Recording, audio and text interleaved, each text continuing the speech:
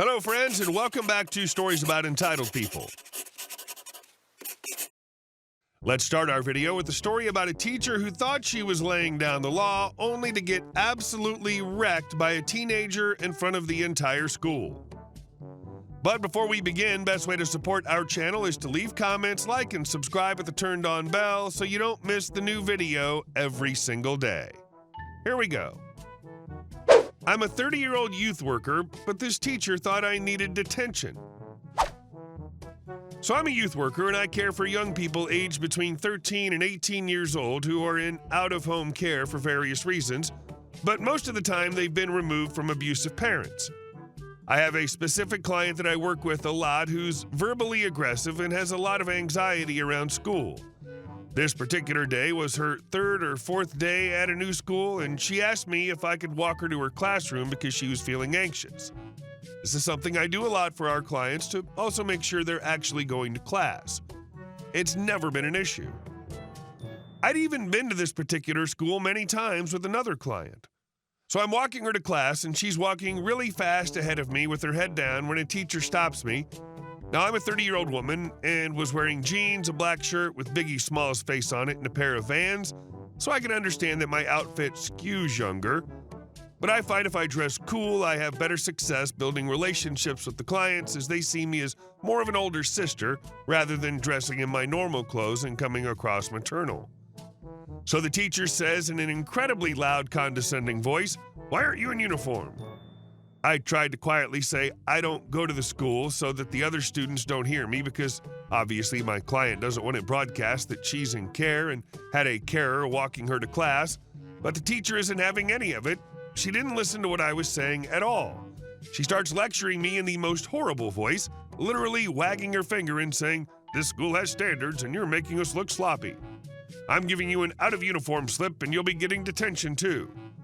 I'm really annoyed by this point, but also in shock because I'm 30. How the hell can she be mistaking me for a school kid? I have a forehead wrinkle and the beginnings of crow's feet. How is this possible? I very firmly say there's no need to speak to me that way. I don't go to this school, and of course she doesn't let it go. She gets louder and says, "If you don't go to this school, you need to leave. We don't allow other school children on our property." My client, who's been standing there getting more and more agitated, decides to set her straight and at the top of her lungs screams, "She doesn't go here, you dopey effing C-word! She's my carer!" The teacher turns bright red. Every student's looking at us now. The teacher mumbles something about visitors needing to sign in. I told her I had, and we kept walking. My client was so embarrassed, but her little outburst instantly made her popular with the other students because, as she told me later, that teacher is absolutely horrible to everyone. My client was spoken to by her teacher about appropriate language at school, but wasn't punished. So not exactly "I don't work here, lady," but more of a "I don't go here, lady." That's an awesome story of your client feeling able to take charge and make a contribution to the conversation. I'm so impressed. Not entirely appropriate outside of school, but completely appropriate in school for her to make an excellent impression on her peers and give her confidence in that environment. She rules. And our second story. Entitled mother tells my mom to handle her kids. My 17-year-old female, mom, 41-year-old female, took me out to get makeup the other day for a friend whose birthday's coming up. We entered the store and all was going really well. I was checking out concealers while my mom was on the other side of the shop looking through various shades of lipsticks. Enter entitled mother, late 20s, female, with her devil spawn. I say devil spawn because her kids were misbehaving wildly and she didn't bother even once to tell them to stop or something. Not even a minor rebuke. I say devil spawn because that about sums these two kids up. They were running wild around the shop, throwing testers around and being a general nuisance. My mom stepped in when the kids started poking their slimy little fingers into the lipstick testers. I get it, they're just testers, but ew. People are likely going to use those to decide whether they like the shade or not, and God knows where those fingers have been. Like one of them was legitimately picking his nose minutes ago. My mom, having 4 kids of her own, looked around to find their parent. EM was the only one in the shop besides us. My mom called out to her, and this is how the conversation went. "Mom, Excuse me, are these kids yours? I know, very obvious, but my mom's a very polite person, so it's not odd to me. EM. Yeah? Mom. Can you please tell them to stop touching the testers? They're not toys. EM. If it's such a problem, why don't you handle them? Oh boy. My mom left the shop for a few minutes and signaled me to not follow her. She came back with 2 buff security guards in tow. The kids were still poking their fingers in the testers. The guards walked up to the kids, and in the deepest baritone ever, one asked, "Excuse me, what are you doing?" The kids looked terrified, and cue the waterworks. EM immediately stormed over and began reprimanding the guards for scaring her poor widow angels.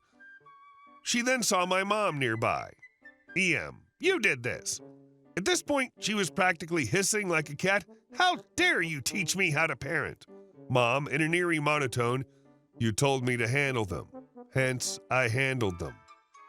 She screamed more obscenities at my mom, the guards, anything around really, but the guards weren't having it and told her to leave. She created quite a scene, but thank everything that is holy, she left. My mom had quite the story to tell at dinner, a rather comedic encounter with an entitled parent. I never cease to be amazed at the notion that it's wrong to call someone a bad parent. There are incompetent doctors, crooked lawyers, ignorant teachers, corrupt politicians, but for some reason we have to pretend that parenthood makes one above criticism. And our last story. My neighbors thought my property was their playground, until I made it clear it wasn't. I moved into my neighborhood 5 years ago, a single woman in my mid to late 20s. At first, I was friendly with the kids on my street, letting them play in my yard, being lenient about boundaries, and trying to be a good neighbor. It seemed harmless enough until I got a dog. My pup was a bit of an escape artist in the early years, and my next-door neighbors, who I'll call the Smiths, were helpful at first. When my dog got loose, they'd corral her in their yard or house until I got home. I was grateful for that. They also shoveled my driveway a couple of times, invited me over for dinner once, and even assisted, barely, when I put up a new fence, which frankly benefited them just as much as it did me. But the friendly neighbor phase didn't last long. The yard becomes their playground. It started small. Their son Timmy decided my backyard was basically his personal playground. He'd hop my fence or just walk through the gate whenever he wanted. I caught him doing it multiple times and asked him nicely to at least ask for permission before coming into my yard. Then I noticed it wasn't just Timmy. His parents were doing it too. More than once, I came home to find his mom standing in my backyard like she owned the place. One time, I caught her opening my back gate to let Timmy in. When I confronted her, she brushed it off with, "Well, you weren't home when he knocked, so I just let him in." Like that was a perfectly normal thing to do. I figured maybe they just needed a reminder, so I bought a no trespassing sign, but I didn't put it up yet. For a while, things seemed better. The kids even started knocking on my door to ask if I could retrieve their balls when they landed in my yard. I thought we'd reached an understanding. I was wrong. One day I came home from work exhausted. I had a small above-ground pool in my backyard, nothing fancy, but perfect for cooling off in the summer. As I pulled into my driveway, I heard laughter and splashing. My heart dropped. I walked into my backyard to find Timmy, his younger sister, and their parents swimming in my pool. They weren't just sitting by the edge dipping their feet in. They had pool floats, they had snacks, they had a Bluetooth speaker playing music. I stood there stunned before finally finding my voice. "What the hell are you doing?" Timmy's mom had the audacity to look at me like I was the one intruding. "Oh, we saw you weren't home, and it's so hot today, we figured you wouldn't mind." "Wouldn't mind?" I was done being nice. "Get out, all of you, right now." Timmy's dad scowled. "It's just a pool. You don't even use it that much." "I don't care. It's my property. Now get out." They grumbled the whole time, but finally climbed out, gathered their things, and left without even an apology. That night, I put up the no trespassing sign. A few weeks later, I was driving home when I saw Timmy and a friend standing on the roof of my shed. I slammed on my brakes, and who do I see helping them up? Timmy's dad. I rolled down my window and called out, "What are you doing?" His dad shrugged and said, "There was a ball between the fence and your shed. The only way to get it was by climbing up." Like it was the most normal thing in the world. I stared at him in disbelief. And you couldn't wait and ask me first? No answer. That was it. I put up another no trespassing sign right next to my shed facing their property. A few hours later, I got a long, dramatic text from Timmy's mom about how hurt they were by the sign, how generous they had been, how they'd always respected my boundaries. A few days after putting up the second sign, I came home to find my back gate wide open. At first, I thought maybe I'd forgotten to close it, but then I noticed Timmy's bike was in my backyard. I stormed over to their house. Timmy's mom opened the door with that same innocent, fake nice expression. Before she could even speak, I snapped. Why is my gate open, and why is Timmy's bike in my yard? She waved me off like I was making a big deal out of nothing. Oh, Timmy just went back there for a minute. He probably forgot to close it. I looked past her and saw Timmy peeking from behind the couch. He knew what he did. And then it hit me. My dog. I ran back to my yard, calling her name. Nothing. I checked all around the house, the street, the neighborhood. She was gone. I searched for days. I never found her. No one ever called. No one ever saw anything. The Smiths, they acted like nothing happened, like they weren't responsible for the open gate, like they didn't cause this. After that, I stopped being neighborly. I stopped acknowledging them. If they waved, I ignored them. When Timmy knocked on my door, I left him standing there. I moved my fence higher, put a lock on my gate, and put more signs up just to make it clear that my yard is not their personal playground. And if they ever set foot on my property again, I wouldn't just ask them to leave, I would call the cops. Because I lost my best friend over their entitlement, and I will never forgive them for it.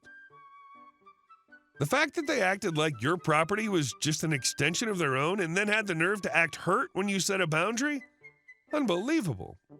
But the part that truly broke my heart, your dog. That's beyond neighbor drama. That's irreparable. They may not have directly taken her, but their careless entitlement led to a devastating loss. And the fact that they just acted like nothing happened? That's pure sociopathic behavior. Hey guys, thank you all for watching the video. I'll see you in the next one.